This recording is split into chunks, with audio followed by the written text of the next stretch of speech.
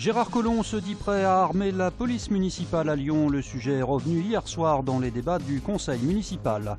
Le syndicat pénitentiaire UFAP favorable à des centres de détention spécifiques pour les islamistes radicaux incarcérés. Enfin, le marché de Noël maintenu à Lyon, place Carnot.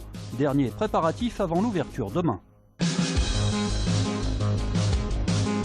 Les perquisitions se poursuivent dans notre région, toujours dans le cadre de l'état d'urgence. Aujourd'hui, les forces de l'ordre ont découvert des armes dans un bar situé avenue Salengro à Villeurbanne. L'établissement a été fermé et son propriétaire est ce soir en garde à vue. Mes chers collègues, si vous le voulez bien, nous allons observer une minute de silence.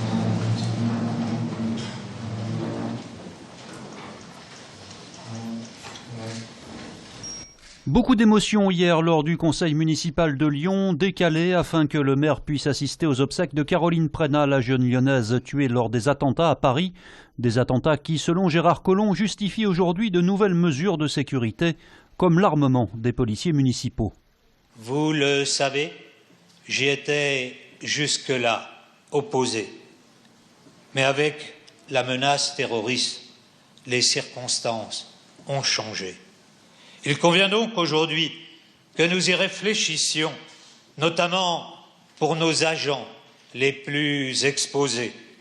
Cela suppose que les policiers armés soient formés, entraînés, et nous aurons donc l'occasion, dans les prochaines semaines, d'en préciser les modalités.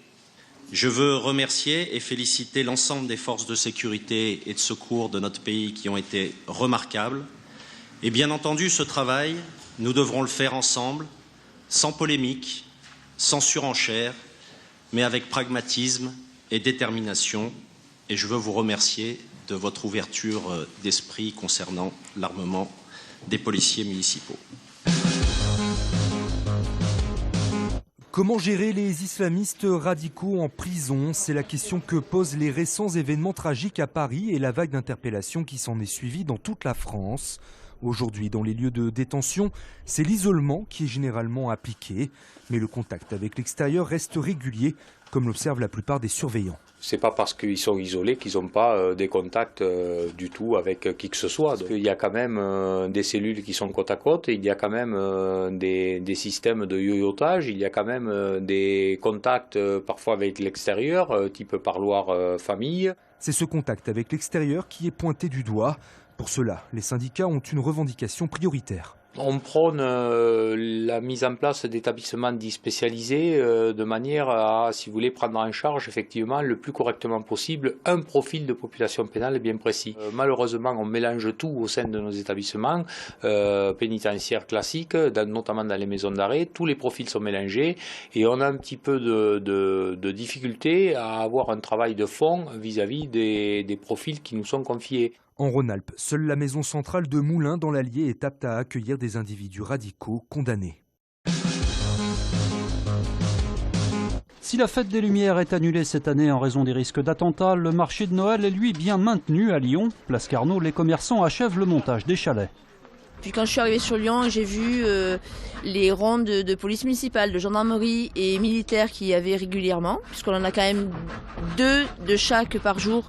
On avait déjà ça l'an dernier. J'étais rassurée, donc cette année, j'appréhende pas plus que ça. On peut pas s'empêcher de penser à toutes ces victimes des attentats, mais il faut continuer à vivre, rester debout comme beaucoup de gens l'ont dit, et c'est important de continuer à vivre et ne serait-ce qu'en mémoire de toutes ces victimes. Je pense pas qu'il va y avoir une baisse de fréquentation. Les gens, c'est un moment où les gens doivent se rassembler. C'est un moment de partage, d'amour. Il faut vivre absolument dans cette optique-là et surtout ne pas avoir peur et continuer de fêter Noël comme on fêtait Noël d'habitude. Voilà. Le marché de Noël place Carnot ouvrira demain et se tiendra jusqu'au 24 décembre. Un nouveau sondage confirme que l'écart entre Laurent Wauquiez et Jean-Jacques Ayrault se resserre pour les élections régionales. Au premier tour, la liste Wauquiez est en tête avec 30% des intentions de vote. La liste Ayrault arrive à 27%, suivie par celle du Front National avec 26%. Au second tour, par contre, égalité parfaite entre les deux candidats qui sont à 37% des intentions de vote. La liste Boudot faisant le même score qu'au premier tour avec 26% des voix.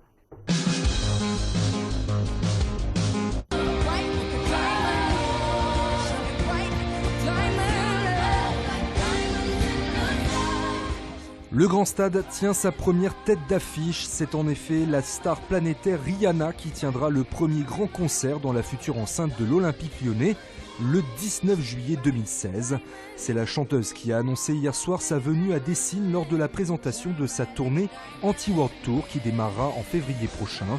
Les billets dont les prix pourraient être compris entre 50 et 80 € seront mis en vente le 3 décembre sur le site officiel de Rihanna.